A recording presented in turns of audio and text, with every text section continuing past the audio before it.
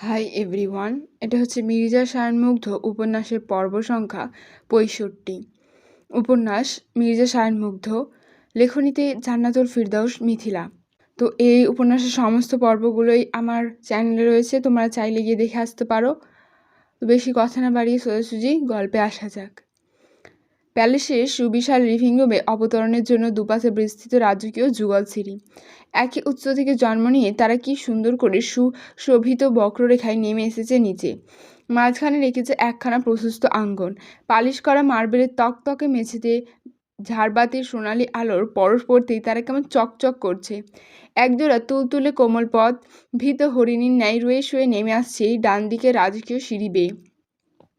কোমল পদের মালকিনের গায়ে জড়িয়ে আছে রেশম কাপড়ের তৈরি একখানা সফেদ রঙা লং ফ্রক। সদ্য গোসল সেরে আসার দরুন সিল্কি চুলগুলো তার এখনো ভেজা। দু হাতের উষ্ণ বাহুডারে আলগোজে চেপে রেখেছে আদরে পৌষ্য খরগোশ ছানাকে। পশমী প্রাণীটা কেমন আবেশে দেহ গুটিয়ে বসে আছে দেখো। মাঝে মধ্যে নাক ঘষছে সপ্তর্ষি তুলতুলে বক্ষ ভাজে। শান্ত হরিণী দুলন্ত পদযুগল মাত্রই পরশ ঠেকালো শেষের সিঁড়ির গায়ে। অমনি তার কর্ণগহ্বরে অদূর থেকে ভেসে এলো বেশ গজনে চাপা কান্নার শব্দ। কেউ কেউ তুলছে গুঞ্জন ধ্বনি। সহজা থমকে দাঁড়ায় মাহি, গোছায় কপালের চামড়া। গৌরবর্ণা সুশ্রী মুখমণ্ডলে খানিক সন্দিগ্ধতা লেপ্টে কৌতূহলী হলো বেশ। সর্বদা এক অদ্ভুত নীরবতায় মধ্যে থাকা প্যালেসে আজ হঠাৎ অমন দিন দুপুরে কাঁদছে কারা? সপ্তদশীর কৌতূহলী মন বাড়ন্ত আগ্রহে তৎক্ষণাৎ পায়ের তাল বাড়ালো সে। এগুলো প্রস্তুত অঙ্গন সংলগ্ন ডাইনিং স্পেসের দিকে। মানবী পা দুটো যত এগোচ্ছে ততই যেন উদ্বিগ্নতা বাড়ছে তার। হরিণার চোখ দুটে দৃশ্যমান হচ্ছে অদূরের ডাইনিংয়ের দুয়ারের পানে দাঁড়িয়ে থাকা বেশ কিছু নারী মেয়েদের। প্রত্যেকে একে অপরের সামনে ফিসফিসিয়ে কি যেন বলছে। সপ্তদশীর কৌতূহলে বাড়ল বই কি, সঙ্গে বাড়ল পায়ের গতি। অদূরে কিউটিকে কোলে নিয়েই সে কেমন গটগটি এসে দাঁড়ালো ডাইনিংয়ে। সপ্তদশীর উপস্থিতি টের পাওয়া মাত্রই সহসা দুয়ার ছেড়ে সরে দাঁড়ালেন নারী মেডস। দু কদম পিছিয়ে গিয়ে আলগোছে এক হাত পেটে ঠেকিয়ে কুর্নিশ জানালেন মেয়েটাকে। আর দৃষ্টিতে তা বেশ অবলোকন করল মাহি। কুঞ্চিত ললাটে মুখমণ্ডলে সন্দিগ্ধতার ছাপ ফুটিয়ে গমগমে গলায় জিজ্ঞেস করে ওঠে, কে কাঁদছে অমন করে? তৎক্ষণাৎ জড়সড়ভাবে ধরলেন মেয়েডরা। নতমুখে একে অপরের সঙ্গে নীরবে চোখাচোখি করলেন এক আধবার। সপ্তদশী কেমন অবতের ন্যায় তাকিয়ে রইল সেদিকে। বোধগম্যহীনতায় ফের আওড়ালো, কথা বলছেন না যে? সহসা মৃদু কম্পনে কেঁপে ওঠে মেয়েদরা। রুশদির সিগনোরার সাথে কথা বলবার মুরদ আছে তাদের? ভুলভাল কথা বলে ফেললে না আবার গরদান যায় তাদের? এহেন চিন্তার ঘোরে আটকে আছে প্রত্যেকে। মধ্য থেকে একজন বড্ড সাহসী কায়দায় নতমুখে এগিয়ে এলো চুপচাপ। পরক্ষণে মিনমিন স্বরে শুধালো, আপনার কি কিছু লাগবে সিগনোরা? কাঙ্ক্ষিত প্রশ্নের সঠিক উত্তর না পেয়ে তৎক্ষণাৎ মুখাবয়বে অসন্তোষের ছাপ ফোটালো মাহির। তুলতুলে চোয়ালখানার রূপ নিল শক্ত। গলায় অসামান্য বিরক্তি ঢেলে মেয়েটা পরপরে শুধালো, কি জিজ্ঞেস করলাম আর কি উত্তর দিচ্ছেন আপনারা? বললাম কে কাঁদছে অমনভাবে? মুনলাইট। আচানক বাক্যবান থেমে গেল মাহির। তীক্ষ্ণ দৃষ্টে ঘাড় বাঁকিয়ে তাকালো ডাইনিং হলের রাজকীয় দুয়ার পানে। দেখল মিলা কেমন সন্দিহান চোখে তার পানে তাকিয়ে আছে। তরুণীর ফর্সা মুখটা আচমকায় ভাব ধরেছে রক্তশূন্য। তার হাত দুটো ঠাঁই পেয়েছে একখানা সিলভার ট্রেতে। মাহি ভ্রু গোটায়। তক্ষুনি চটপট পায়ে এগিয়ে আসে মিলার সম্মুখে। এসেই কেমন সন্দিগ্ধ গলায় প্রশ্ন ছুড়ে বলে, ফাইনালি তোমার দেখা পেলাম। আচ্ছা, ভেতরে ওভাবে কাঁদছে কে? আর তুমি? বাক্যটুকু সম্পূর্ণ করার পূর্বেই ভারী হলো সপ্তদশীর জিভের ডগা। চোখ দুটো হলো বিস্ফারিত। দৃষ্টি গিয়ে থমকালো মিলার কাছ থেকে ঠিক 2 হাতের দূরত্বে দাঁড়িয়ে থাকা ডক্টর হায়ার পানে। পারস্য সুন্দরীর মুখটা আজ বড্ড ফ্যাকাশে। তার হাত দুটোই ক্লিনিক্যাল গ্লাভস, সেটাই লেপ্টে আছে মানবলৌহ। ভরকাই মাহি। হতবিহ্বলতায় তড়াক এগিয়ে আসে 2 কদম। ডক্টর হায়ার মুখোমুখি দাঁড়িয়ে অস্থিরতায় আবারও জিজ্ঞেস করে ওঠে, আপনার হাতে রক্ত কেন মিস? হায়া বাকশূন্য, কেবল ঘাড় বাঁকিয়ে তাকালো বাঁ দিকে। বিচলিত সপ্তদশী তড়িঘড়ি করে অনুসরণ করলো পারস্য সুন্দরীর সেই বাঁকানো দৃষ্টি। পর মুহূর্তেই সে কেমন আকাশ ভেঙে পড়ল যেন। অদূরের মেঝেতে গড়াগড়ি খাচ্ছে এক নারী মেড, যার কোমর হতে শুরু করে 2 পা অবধি তাজা লোহতে সিক্ত। রমণী ব্যথায় গোঙাচ্ছে। তার মাথার দুপাশে বসে আছেন তারই সহচারী। এহেন দৃশ্য পরক্ষণে আঁতকে উঠল মাহি। অস্থিরতায় কদম ছুটিয়ে চলে এলো আহত মেয়েদের কাছে। পা দুটোর শক্ত হাঁটু দুখানা তড়িঘড়ি করে ঠেকালো মার্বেলের তকতকে মেঝের গায়ে। অতঃপর কণ্ঠে একরাশ অধৈর্য ভাবভঙ্গি ঢেলে মানবী বলে ওঠে, কি হয়েছে আপনার? কে মেরেছে আপনাকে? আহত রমণীর কণ্ঠ ফুঁড়ে অস্পষ্টে গোগানি বই কি আর কিছুই বের হচ্ছে না। সঙ্গে বসে থাকা সহচারী দুজন একইভাবে নিশ্চুপ। এদিকে অস্থিরতা বাড়ছে মাহির। কণ্ঠে ফের ব্যগ্রতা নামাবে তার আগে কর্ণঘোরে ভেসে এলো মিলার গম্ভীর অথচ কপত্রয়ী কণ্ঠ। ওকে কেউ মারেনি মুনলাইট, ও নিজেই নিজের মরণ ডেকে এনেছে। সবকিছু জানাশোনার পর ও নিজে থেকে নিষিদ্ধ কর্মে লিপ্ত হয়েছে। তরুণীর নির্লিপ্ত বাক্যবাণে হতবুদ্ধি ন্যায় ভাব ধরল মাহি। মুখাভাবে এক আকাশম্য হতবাগতা লেপ্টে ঘাড় ঘুরিয়ে তাকায় সে। অবোধ কণ্ঠে অধর নাড়িয়ে যেই না কিছু আওড়াবে তার পূর্বে স্থান ত্যাগ করল মিলা। চলে গেল আড়ালে। বোকা মানবী কেমন উৎসুক দৃষ্টি তাকিয়ে রইল সে পথে। এরই মধ্যে হায়া এগিয়ে এলো মেয়েটার সন্নিকটে। কদম থামিয়ে হাঁটু গেড়ে বসে থাকা মাহির পানে আলতো করে হাত বাড়িয়ে শান্ত কণ্ঠে আওড়ালো, উঠে এসো প্রিটি। মাহি আলগোছে ঘাড় তুলে চাইল। হতবম্ভের ন্যায় কিয়তক্ষণ নেত্র ঠেকিয়ে রেখে পরক্ষণে আলতো করে আঁকড়ে ধরল হায়ার বাড়ন্ত হাত। এরূপ কাণ্ডে মুচকি হাসে হায়া। মেয়েটাকে এক হাঁচকা টানে তুলে এনে দাঁড় করালো নিজের পাশে। অতঃপর বড় শান্ত অথচ নিরেট কণ্ঠে শুধালো, ও প্রেগনেন্ট। বোকামি করে উল্টোপাল্টা ওষুধ খেয়ে অ্যাবর্শন করতে চাচ্ছিল, but alas that did not work. তক্ষুনি অদৃষ্টে বজ্রপাত ঘটল সপ্তর্ষির মাথার ওপর। বিস্ফারিত নেত্রদয় একযোগে ছুঁয়ে গেল কোমল ললাটের চামড়া। বিস্ময় দূরত্ব বেড়েছে গোলাপি অধর যুগলে। মেয়েটা কেমন হতবম্বে নেয় অস্পষ্টে আওড়ালো, উনি প্রেগনেন্ট? ওনার হাজব্যান্ড কে? রহস্যময় বাঁকা হাসল পারস্য সুন্দরী।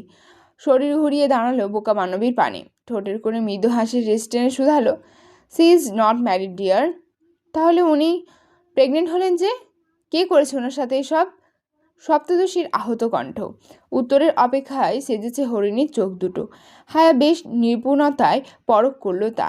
পর মুহূর্তেই একখানা হাত উঁচিয়ে এনে আলতো করে আঁকড়ে ধরল মাহির নরম কাঁধ।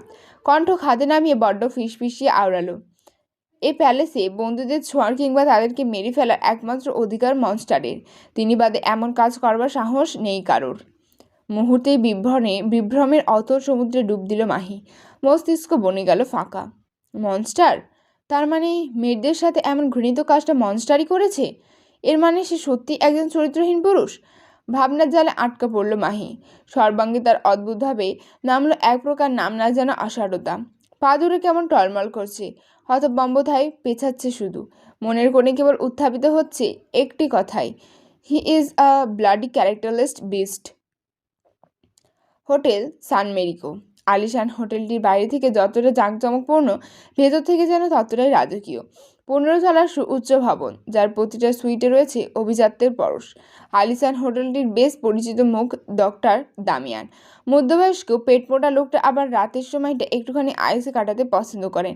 আজও তার ব্যতিক্রম ঘটেনি। শীততাপ নিয়ন্ত্রিত বিশাল এক হানিমুন সুইট, যার নীরব বেডরুমে প্রতিটি দেয়ালে গুজছে একজোড়া কপোতির মৃদু শীতকার ধ্বনি। কক্ষে শোভিত একমাত্র মখমলে বিছানার কোলে আদিম খেলায় মতো দুটো তরতাজা প্রাণ। একে অপরের অপারগ ঘনিষ্ঠতায় আষ্টেপৃষ্ঠে বাধা পড়েছে তারা। নিজেদের অমন নৈসর্গিক মুহূর্তে তলিয়ে থাকতে আচানক সুইটের সদর দরজার কর্কশ শব্দে বেল বেজে উঠল কেমন। একবার, দুবার, পরপর কয়েকবার। মধ্যবয়স্ক দামিয়ান সেসবে হুঁশ নেই তেমন। সে তো মত্ত নিজ নিষিদ্ধ কাজে। একই যুগে মাতিয়ে রেখেছে নিজের চাইতেও অর্ধেক বয়সী স্লাট সুন্দরীকে। ওদিকে দরজায় বেল তখনও বেজে চলেছে। রমণী এক আধবার অস্পষ্টে গুঙিয়ে পরক্ষণে থেমে থেমে বলল, my daddy, stop, go and check who is at the door. অস্থির দামিয়ান নিজের অস্থিরতার সম্পূর্ণ ভার রমণীর গায়ে ভর করিয়ে কপাল গোছালো বিরক্তিতে। অস্পষ্ট দাঁত খিচে আওড়ালো, I don't care who the fuck is at the door. দরজার গায়ে ডু নট ডিস্টার্ব বোর্ড লাগানোর পরও কোন বাস্টারের এত উত্তেজনা বেড়েছে তা দেখার সময় নেই আমার। So let it be, just focus on me, give me some pleasure honey. গৌরববর্ণা সুদর্শী রমণী আবেদনময়ী কায়দায় ফের হাসল। দুহাতে আলতো করে জড়িয়ে ধরল দামিয়ানের গলা। সউদ্যোগে নিজ পাতলা ফিনফিনে অধর যুগল দিয়ে মধ্যবয়স্কের তামাকে পোড়া ঠোঁট দুটো আঁকড়ে ধরতে আচানক এক বিকট শব্দ ভেসে এলো লিভিং এরিয়া থেকে। মুহূর্তেই আঁতকে ওঠে দুই কপোতি। বেভুলার ন্যায় নিজেদের চলমান কর্মে সামান্য রুখ টেনে বেডরুমের দরজার পানে তাকিয়ে রইল তীক্ষ্ণ দৃষ্টে।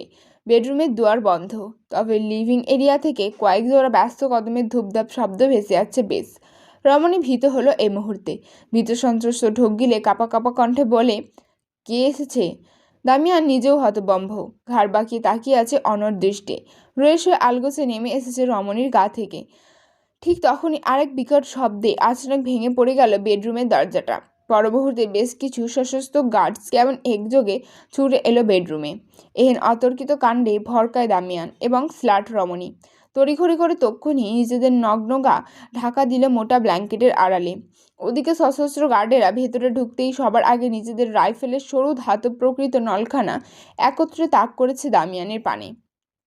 এহেন কাণ্ডে চারপন্নায় তৎক্ষণাৎ গলার কাছে নিঃশ্বাস আটকে গেল মধ্যবয়স্কের। ভয়ে হলো কাবু। কাঁপা কাঁপা কণ্ঠে কোনো মতে জিজ্ঞেস করলো, কে তোমরা? কথাটা শেষ হবার ঠিক পরক্ষণে বেডরুমের সদ্য ভাঙা সম্মুখ দুয়ার দিয়ে প্রবেশ ঘটল এক গম্ভীর পুরুষের। পরনে তার সফেদ স্যুটবুট, কানে কালো রঙা ইয়ারপিস, চোখে দৃষ্টি আড়ালকৃত রোদ চশমা। যুবক কেমন গম্ভীর মুখে বাঁকা হেসে তক্ষুনি পায়ে রুখ টেনে শুধালো, হ্যালো বাস্টার্ডস, হাউ আর ইউ? ভয় কম্পিত দামিয়ান শুকনো ঢোক গিলছে বারংবার। সম্মুখের গম্ভীর মানুষটা সে বড্ড চেনা তার। শেষবার দেখেছিল জ্ঞান হারানোর নাটক করবার সময়। আজ ঠিক এতগুলো দিন পর আবারও কেন দেখা হলো তার সঙ্গে, তা নিয়ে বড্ড সন্দিহান দামিয়ান। পরপরই কাঁপা কাঁপা কণ্ঠে আওড়ালো, আপনি? তৎক্ষণাৎ গম্ভীর মুখ এডউইন ঠোঁট পিষে হাসল। এক ঝটকায় চোখ হতে চশমাটা খুলে এনে কুর দৃষ্টি তাকিয়ে দামিয়ানের পানে মুখ কপট ভাব জমিয়ে আওড়ালো, বাহ, স্মৃতিশক্তি দেখি ভালো তোমার। এখনো মনে রেখেছো আমায়? ভালোই তো। থতমত খেয়ে বসলো দামিয়ান। ভয় ডরে ভুলেই বসলো তখনকার কথা। সে তক্ষণে প্রসঙ্গ উল্টালো। মুখাবয়বে এক প্রকার নাটকীয় ভাবভঙ্গি ফুটিয়ে এদিক ওদিক চেয়ে আওড়ালো, আপনারা কারা? কুটির হাসলো এডউইন। দৃষ্টি শুরু করে নিজে আচমকা ভয়ানক শান্ত কণ্ঠে শুধালো, তুমি অভিনয় খুবই কাঁচা বাস্টার্ড। যাক সেসব কথা। You know something? Someone special has come to meet you. বোধগম্যহীনদের মতো তাকিয়ে আছে দামিয়ান। পরপরই হতভম্ব কণ্ঠে অস্পষ্ট জিজ্ঞেস করল, কে? May I come in? কথাটা কর্ণগহরে পৌঁছানো মাত্রই তটস্থ হলেন সকলে। তড়িঘড়ি করে মাথা ঝুঁকালেন যে যার মতো। সম্মুখ পথ হতে তক্ষুনি মাথা নুইয়ে সরে দাঁড়ান এডউইন, উন্মুক্ত করে পেছনের দৃশ্য। দামিয়ানের উৎসুক চোখ দুটো আচমক নিক্ষিপ্ত হলো সেদিকে। অদূরের দরজায় দুধারে বলিষ্ঠ দুটো হাত ঠেকিয়ে দাঁড়িয়ে আছে একজোড়া দাম্ভিক কদমের মালিক। গায়ে জড়ানো কালো রঙা ওভারকোট, মুখ ঢাকা কালো রঙের ফুল মাস্কে, মাথার ফেডোরো টুপি। মাস্কের ওপর দিয়েই ঠোঁটের ফাঁকে গুজে রাখা জ্বলন্ত সিগার। পাহাড়সম বলিষ্ঠ পুরুষ কেমন ঘাড় কাত করে তাকিয়ে আছে তারই পানে। তৎক্ষণাৎ শুকনো ফাঁকা ঢোক গিলল দামিয়ান। তড়িঘড়ি করে নিজেকে গুটিয়ে নিতে তৎপর সে। এরই মধ্যে দাম্ভিক কদমজোড়া মালিক এগোলেন সম্মুখে। এক হাতে আলগোছে ঠোঁটের কোণ হতে সিগারটা নামিয়ে এনে পরক্ষণেই ভারী অথচ ভয়ানক শান্ত কণ্ঠে শুধালেন, daddy is home my boy, won't you welcome me? আন্তরাত্মা শুকিয়ে কাঠ হলো দামিয়ানের। চোখ দুটো হলো নিষ্পলক। ঠোঁটের আগা বাকশূন্য হয়েছে বহু আগে। আপাতত রুজদি কিংয়ের ভয়ে কাঁপছে সে, কাঁপছে তার হৃৎপিণ্ড। সম্মুখে দাম্ভিক পুরুষ বোধহয় মাস্কের আড়ালেই ঠোঁস পিছিয়ে হাসলেন। হাতে থাকা সিগারটা ফের ঠোঁটের ফাঁকে গুজে নিয়ে বাহাতটা আলগোছে বাড়িয়ে দিলেন পাশে। ঠিক তখনই পাশ থেকে হাওয়ার বেগে ছুটে এলেন এক রক্ষী। সসম্মানে মাফিয়া মনস্টারে তুলে দিলেন হাতে থাকা স্নাইপারটা। তা দেখে আঁতকে ওঠে স্লাট রমণী। তক্ষুনি ভয় হাউমাউ করে চেঁচিয়ে ওঠে বেচারি। এ পর্যায়ে হিতাহিত জ্ঞানশূন্য সে, যার দরুন কখন যে গা থেকে ব্ল্যাঙ্কেটটা খসে পড়ল সেদিকে বিন্দুমাত্র হুঁশ নেই তার। মাফিয়া বেষ্টের তীক্ষ্ণ চোখ দুটো তক্ষুনি কুঁচকে গেল কেমন। দৃঢ় চোয়ালখানা শক্ত করে ফুটিয়ে মানব ঘাড় বাঁকিয়ে তাকালেন অন্যত্র। পরক্ষণেই দাঁতের সনে দাঁতের রুষ্ঠ চাপায় কটমট শব্দ তুলে বিকট হুঙ্কারে গর্জন তুলে বলে ওঠে, গার্ডস, নষ্ট বীজটাকে এক্ষুনি সরা আমার দু চোখের সামনে থেকে। তৎক্ষণাৎ হুকুমে তামিল মত্ত হলেন গোটা শতক গার্ডস। চিলের ন্যায় ছোঁ মেরে স্লাট রমণীকে তুলে নিয়ে গেলেন কাঁধে করে। দামিয়ান তখনও সুযোগ সন্ধানে মত্ত। কাঁপা কাঁপা বদনে বিছানা থেকে নামতে গেলেই আচমকা তার দিকে তাক হলো মনস্টারের স্নাইপারের আগা। তক্ষুনি স্থবির হলেন দামিয়ান। নিঃশ্বাস আটকে চেয়ে রইলেন সম্মুখে। মনস্টার গম্ভীর শক্ত চোয়াল কটমট কণ্ঠে তড়াক হুকুম ছুড়লেন, ওকে ধর। আজ্ঞা পেয়ে সময় লাগলেও কর্মে মত্ত হতে সময় লাগেনি রুজদি গার্ডদের। কজন তখন এগিয়ে এসে দুদিকে চেয়ে চেপে ধরলেন দামিয়ানের হাত দুটো। আরও দুজন গিয়ে বিছানার সনে ছড়িয়ে ধরলেন বেচারার পা দুটো। এরূপ কাণ্ডে মোচড়ে ওঠে দামিয়ান। চিৎকারে শব্দ বাড়িয়ে অনুনয় ঝুড়ে বলে, দয়া করুন মাস্টার, আমার ভুল হয়েছে। কথাটা বোধহয় কানে তুললেন না মাফিয়া বেস্ট। উল্টো গম্ভীর মুখে এগিয়ে এসে এক ঝটকায় মধ্যবয়স্কের গায়ের ওপর থেকে সরিয়ে দিলেন সেই সম্বলটুকু। মুহূর্তেই লজ্জায় কুঁচকে দেয় দামিয়ানের নগ্ন বদন, মোচড়ে ওঠে সর্বাঙ্গ। মনস্টার কেমন বিরক্ত মুখে আপাদমস্তক পরখ করলেন বিয়াদবটাকে। পরক্ষণে স্নাইপারের ধাতব শীতল নলটা দামিয়ানের স্পর্শকাতর অঙ্গ বরাবর ঠেকিয়ে তাচ্ছিল্যের সুরে বলে ওঠেন, নটি বয়, এইটুকু নেই এত তেজ তোর শরীরে? লজ্জায় লাল হয়ে গেল দামিয়ান। পর মুহূর্তেই সে লজ্জা কেটে গেল স্পর্শকাতর অঙ্গহানির আশঙ্কায়। মধ্যবয়স্ক কেমন মোচড়াতে ফের অনুনয় জুড়ে বলে ওঠে, ছেড়ে দিন মনস্টার, কথা দিচ্ছি আর কোনোদিন করব না। বাঁকা হাতে রুরমানব নিজ শক্তপোক্ত হাতের রুক্ষ তর্জনীটা ধীরে ধীরে প্রবেশ করালো স্নাইপারের চাবির রিংয়ে। অতঃপর ঘাড় কাত করে শ্লেষাত্মক ভঙ্গিতে শুধালো, হ্যাপি জার্নি বাস্টার্ড। কথাটা বলতে বলতেই ট্রিগারের আঙুল চাপল মনস্টার। একবার দুবার পরপর বেশ কবার। মুহূর্তে ঝাঁঝিয়ে উঠল দামিয়ানের সর্বাঙ্গ। সম্পূর্ণ কোকে ছেয়ে গেল বেচারার আত্মচিৎকারে। অসহ্য ব্যথায় ছটফটাতে লোকটা একসময় নিস্তেজ হলো। তবুও থামাথামির নাম নেই মনস্টারের। স্নাইপারের সবগুলো অগ্নিশিশা এখনও বসিয়ে যাচ্ছে নিষ্প্রাণ দামিয়ানের সর্বাঙ্গে। দাঁত খেঁচে বিড়বিড়িয়ে আওড়াচ্ছেন, this is your gift, now go to hell. কাঁদছে মাহি। দুহাঁটু ভাঁজ করে ঠেকিয়ে রেখেছে বুকের সনে। পেল্লব মুখখানায় তার ধরা দিয়েছে লালাভ আবরণ। সরু নাগের ডগাটা কেমন টুকটুক করছে ললিমায়। বাচ্চা কিউটি চুকচুক করছে, বারবার উঠতে চাইছে সপ্তদশীর উষ্ণ বাহুডরে। তবে সপ্তদশীর সেদিকে মন নেই। সে কাঁদছে, হুটহাট কোনো কারণ ছাড়াই কাঁদছে। অধিক কান্নার ফলে মেয়েটা কেমন হেঁচকি তুলছে এবার। অভিমানে দুহাতের উল্টো পিঠে শিখতে চোখ দুটো আলতো করে মুছে নিয়েছে মাহি। ঘাড়বাঁকে তাকিয়েছে কিউটির পানে। মনের কোণে এক আকাশসম বিষাদ লেপ্টে রমণী কেমন কাঁপা কাঁপা কণ্ঠে আওড়ালো, আমি আমি কেন কথাটা মানতে পারছি না কিউটি, কেন মানতে পারছি না বিষ্ট একটা চরিত্রহীন? আমি তো আগে থেকেই শুনেছি, জেনেছি সে একজন চরিত্রহীন। আমার সাথেও তো কত বাজে বাজে কথা বলে, কিন্তু এখন এখন কেন তার চরিত্র নিয়ে এসব কথা মানতে পারছি না? সে এত খারাপ কেন কিউটি? এত খারাপ কি করে হয় একটা মানুষ? বোকা কিউটি কেবল হাঁ করে তাকিয়ে রইল মেয়েটার পানে। বোধহয় সঠিক ভাষা না জানায় ঠিকঠাক মতো বাক্য আওড়াতে পারছে না সে। মাহি নাক টানল ফের। হৃদয়ের অন্তঃস্থলের হুটহাট বাড়ন্ত যন্ত্রণায় মুখ হাঁ করে নিঃশ্বাস ফেলতে লাগলো ক্রমাগত। দুহাত ভর্তি তাজা লহু, গায়ে চিরচেনা মাফিয়া পোশাক আশাক। রুরমানব কেমন ধূপধাপায় এগোচ্ছেন চেরি ব্লজম গার্ডেনের দিকে। পেছনে তার অগণিত দেহরক্ষী। গুনে গুনে কয়েক কদম সম্মুখে এগোতেই আচমকা থমকে দাঁড়ালো মাফিয়া বিস্ট। আশ্চর্য, হুট করে হৃদয়টা অমন ছলকে উঠল কেন তার? অবচেতন মনটা অমন তৃষ্ণার্ত পথিকের ন্যায় একটুখানি দর্শন খুঁজছে কেন বোকা মেয়েটার? মুগ্ধ, স্তম্ভিত। আলগোছে ঘাড় উছিয়ে গোলাকার টুপির আড়াল দিয়ে তাকালো প্যালেসের দোতলার হাট খোলা জানালার পানে। ওই যে বোকা মানবী মাখনের ন্যায় হাত দুটো দৃশ্যমান হচ্ছে। এহেন তীব্র তুষারপাতে জানালার দ্বারে বসে কি করছে মেয়েটা? ও ঠান্ডা লাগার ভয় নেই? এরূপ চিন্তায় মুহূর্তেই কপালের চামড়ায় ভাঁজ পড়ল রুরমানবের। চোয়ালের পেশি হলো টানটান। তক্ষুনি কোনোরূপ বলাকাওয়া ছাড়াই উল্টো পথে পা ঘোরালেন মাফিয়া মনস্টার। সবেগে দাম্ভিক কদম ছোটালেন প্যালেসের দিকে। এদিকে তার অমন কাণ্ডে হতভম্ব সবাই। তড়িঘড়ি করে মনস্টারের পিছু নিতে চাইলেই মনস্টার তর্জনী উঁচিয়ে বাধা সাধলেন সকলকে। মুহূর্তেই থেমে গেলেন সবাই। চুপচাপ দাঁড়িয়ে রইলেন অমন তীব্র তুষারপাতে। ধূপধাপ পায়ের শব্দে মুখরিত নীরব প্রশস্ত করিডরখানা। মনস্টারের উপস্থিতি টের পেতেই ততষ্ট হলেন কক্ষরক্ষী। তড়িঘড়ি করে ছোকালেন নিজেদের মস্তক। মুগ্ধ মহাশয় তোয়াক্কাহীন শক্ত চোয়ালে কেমন ব্যাগ্রত গতিতে হেঁটে এসে প্রবেশ করল মাহির কক্ষে। মুখাভাবে সে কি রাগ তার, চোখ দুটোই জমেছে আগুন। মেয়েটাকে ইচ্ছে মতো কয়েক গাল হুমকি ধমকি না দিলে আপাতত মাথা ঠান্ডা হবে না তার। সেই চিন্তায় রুরমানব কক্ষে প্রবেশ করে ঝাঁঝিয়ে ওঠেন কেমন, হে বান্দির মেয়ে, জানালার কাছে কি তোর ঠান্ডা লাগে? থামল মুগ্ধ। তার ক্ষিপ্ত দৃষ্টিযুগল আচানক থমকালো সপ্তদশী ছলছলে চোখ দুটোর পানে। অমনি নিজের সকল রাগ ভুলে গেলেন রুরমানব। হয়ে উঠলেন অস্থির। তক্ষুনি ছুটে এসে আচানক হাঁটু গেড়ে বসল মেয়েটার ভ্রম্যকে। অস্থিরতায় নিজের চিরচেনা খোলস ছেড়ে দিয়ে দুহাত শক্তপোক্ত রক্ষতালুর আজলায় আলতো করে ঠেকিয়ে ধরল মাহির নরম তুলতুলে মুখটা। অতঃপর কণ্ঠে একসাথে বিচলিত ভাব ঢেলে শুধালেন, কি হয়েছে তোর সিগনোরা? এই মেয়ে, কাঁদছিস কেন তুই? আমি তো এখন মারিনি তোকে। সিগনোরা, কথা বল, কাঁদিস না। দেখ আমায়, আমি কিছু বলেছি তোকে? আরে তাকা না আমার দিকে, কান্না থামা। আমার কেমন কেমন যেন লাগছে। তরক তরাক শক্ত দৃষ্টি নিয়ে তাকালো মাহি। সম্মুখে সুদর্শনের সুশ্রী মুখখানা দেখেও আজ গড়ল না সে।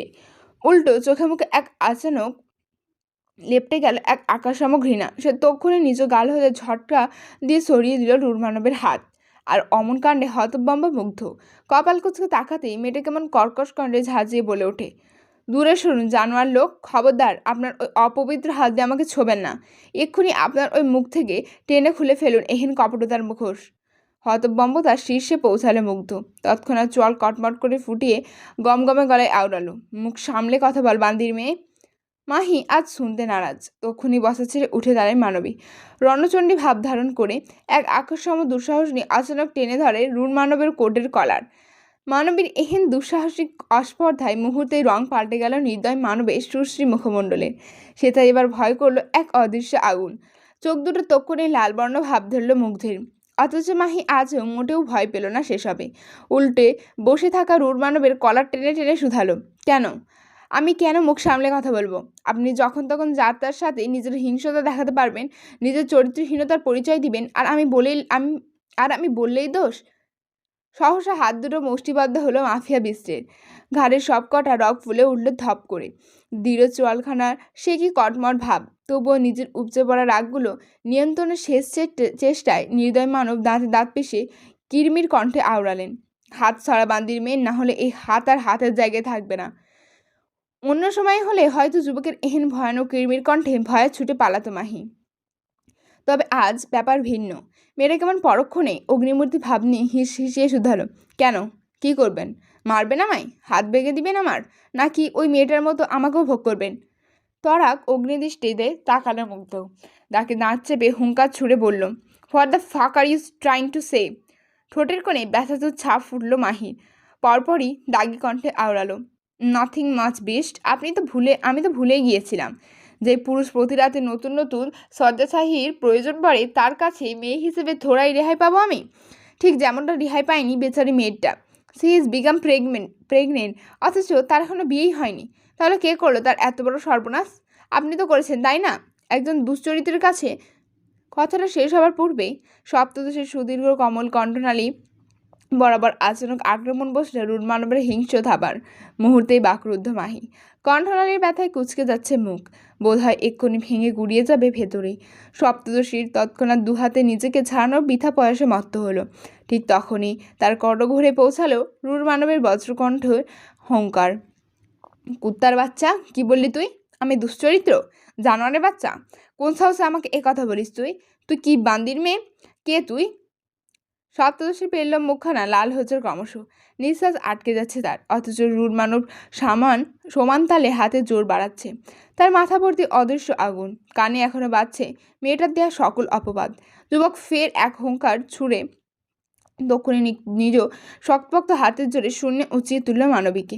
মুখাবয়বে আগুন লেপটে হিংস্র আহত বাঘের ন্যায় গর্জন তুলে আওড়ালো, কোন সাহসে আমার সঙ্গে গলা উঁচিয়ে কথা বলিস তুই, জানোয়ারের বাচ্চা? 2 দিন ভালোভাবে কথা বলেছি বলে ভুলে গিয়েছিস আমি কে? তোর সাথে আমাকে ভালো হতে দিবি না তুই, কুত্তার বাচ্চা? যুবক থামছে না। মাত্রাতিরিক্ত রাগে থরথর করে কাঁপছে তার মুখাবয়ব। ওদিকে মাহি প্রায় জ্ঞান হারালো বলে ছটফটানি বাড়ল কয়েক গুণ। নির্দয় মানবের উপচে পড়া রাগের মাঝেও বুকের খাঁচায় বন্দিরত হৃদয়টা বোধহয় লাফিয়ে উঠল পর মুহূর্তেই। সে আর পারল না মেয়েটাকে উঁচিয়ে রাখতে। তক্ষুনি হাতটা নামিয়ে ফেলল রুড মানব। ছাড়া পেতেই হাঁপাচ্ছে মাহি। পাগলের ন্যায় নিঃশ্বাস টানছে মেয়েটা। মুগ্ধ অস্থির, উদ্ভ্রান্তের ন্যায় নিজের ঘাড়ে একের পর এক জোরালো চপটাঘাত বসিয়ে যাচ্ছে রুড মানব। কান দুটোই কেন যে বেজে চলেছে মেয়েটার কথাগুলো। সে তো ভুলতে চাইছে, তবে পারছে না কেন? মুগ্ধ তরাক অগ্নিদৃষ্টিতে তাকালো মেয়েটার পানে। বাজ পাখি না এগিয়ে এসে আচানক ছো মেরে সপ্তদশীর গ্রীবাদেশ আঁকড়ে ধরে হিসিয়ে জিজ্ঞেস করে ওঠে, কে বলেছে তোকে এসব? কাঁদছে মাহিও, ভেঙেছে কণ্ঠ। তবিও ভাঙা ভাঙা কণ্ঠে আওড়ালো, মেইড। চোয়াল শক্ত হলো মনস্টারে। তৎক্ষণাৎ শক্ত হাতে মাহির বাহু আঁকড়ে মেয়েটাকে টানতে টানতে নিয়ে গেল কক্ষের বাইরে। করিডোর দিয়ে হাঁটার সময় বজ্রকণ্ঠে হুঙ্কার ছুড়ে বলল, গার্ড সবাইকে একত্র কর। হুকুম তামিল হলো যথাযথ। মনসারের একটা হুঙ্কারে তক্ষণে নিজেদের কাজকর্মে ভুলে সবাই কেমন একযোগে একত্র হলেন গ্রাউন্ড ফ্লোরে। মুগ্ধ চরম ক্ষোভে সিঁড়ি বেয়ে নামছে। কপোতরায় সপ্তদশী যুবকের অমন জোরালো পায়ের সঙ্গে তাল মেলাতে গিয়ে হোঁচট খাচ্ছে বারংবার। তা নজরে পড়তে রুটমানব ছেড়ে দিল মেয়েটার হাত, নিজে নিজেই ধূপধাপ পায়ে সিঁড়ি বেয়ে নেমে গেল গ্রাউন্ড ফ্লোরে। কলামবন্ধ আকারে দাঁড়িয়ে আছেন বাড়ির সকল মেড, নতমস্তকে তটস্থ সকলে। মনসা ছুটে এসে উন্মাদের ন্যায় শুরু করলেন প্রহার, হাতে একখানা চাবুক তার, যার প্রতিটি জোরালো আঘাতে পিষ্ট হচ্ছে মেয়েদের নরম গায়ের ত্বক। যে আঘাতের জোরে মেঝেতে লুটিয়ে পড়ছে সকলে। রুনমানও থামছে না, চালাচ্ছে জোরালো হাতের চাবুক। আজ বহুদিন পর নিজের সেই চিরচেনা উন্মাদ দেখাচ্ছে তাকে। হিংস্রকণ্ডে গর্জন তুলে আওড়াচ্ছে, কোন কুত্তার বাচ্চা প্রেগনেন্ট হয়েছিস, সামনে আয়, এক্ষুনি সামনে আয়, নয়তো সব কটাকে একসাথে জ্যান্ত কবর দিব আমি। তক্ষুনি আফ্রিকান মেড কাঁপা কাঁপা বদনে হাত উঠালো। তীব্র আঘাতে মুষড়ে গিয়েছে রমণী। বাঁধ ভাঙা কান্না জুড়ে বলে ওঠে, আমি আমি মনস্টার। এক মুহূর্ত থামলো মুগ্ধ, তড়িৎ বেগে ছুটে এলো রমণীর দিকে।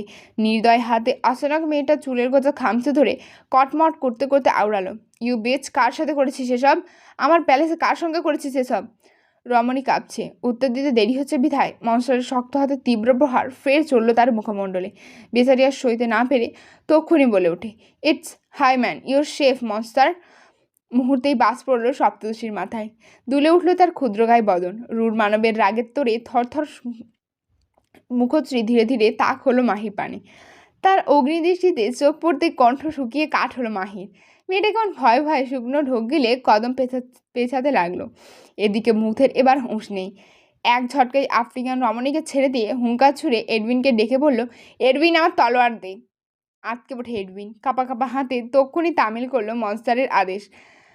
হাতে নিজের ধারালো তলোয়ার নিয়ে পরক্ষণে যুবক ছুট লাগালো সিঁড়ির পানে। তা দেখে ভয়ে চিৎকার দিয়ে উঠল মাহি। ছুটন্ত হরিণীর ন্যায় দ্রুত বেগে ছুটে যায় সিঁড়ি দিয়ে, চিৎকার দিয়ে বলে ওঠে, আল্লাহ গো, লা ইলাহা ইল্লা আন্তা সুবহানাকা ইন্নী কুনতু মিনাজ জালিমিন। আল্লাহ বাঁচাও। সপ্তদশী ছুটছে, পেছনে ছুটছে রুরমানব। চেঁচিয়ে ক্ষুব্ধ কণ্ঠে বলছে, দাঁড়া জানোয়ারের বাচ্চা, আজকে তোরে পিস পিস করবো আমি। ভয়ে তটস্থ মাহি জলদি ছুটে এসে ঢুকে গেল কক্ষে। অতঃপর কোনোরূপ উপায়ন্ত না পেয়ে তড়িঘড়ি করে গালো ওয়াশরুমে। একদিকে মুহূর্ত ব্যয়ে কক্ষে প্রবেশ করলো মুগ্ধ। হাতের ধারালো তলোয়ার নিয়ে এগোলো ওয়াশরুমের দরজার কাছে। শক্ত হাতে দরজার গায়ে চপেটাঘাত চালিয়ে হুঙ্কার ছুড়ে আওড়ালো, এই বান্দির মেয়ে, দরজা খোল। I said just open the fucking door, গ্লুপায়া। সুদর্শনের এহেন হুঙ্কারে যেন কাঁদছে প্যালেসের প্রতিটা দেয়াল। সেই সঙ্গে কম্পন বাড়ছে সপ্তদশীর ক্ষুদ্রকায় বদনে। বলিষ্ঠ লোকটা বোধহয় এক্ষুনি দুয়ার ভাঙলো বলে বেচারি কোনো মতে দৌড় আটকে সরে গেল দু কদম। ভয়ার্ত কণ্ঠে থেমে থেমে আওড়ালো, আল্লাহর ওয়াস্তে আমাকে ক্ষমা করে দিন বেস্ট, আর কোনো দিনও এই কাজ করবো না। Oh, just shut up and open the door জানোয়ারের বাচ্চা, আজকে তোর একদিন কি আমার একদিন, তাড়াতাড়ি দরজা খোল, আজকে তোকে জাস্ট কোপাবো আমি। আজকের পর্বটা এখান অবধিই রাখলাম, পরের পর্ব নিয়ে খুব শীঘ্রই ফিরে আসবো। ততক্ষণের জন্য পাশে থাকবেন, সাবস্ক্রাইব করবেন, কমেন্ট করবেন, আর ভালো লাগলে অবশ্যই লাইক করে দেবেন। যদি কোনো ভুল থাকে ধরিয়ে দেবেন। ততক্ষণের জন্য টাটা।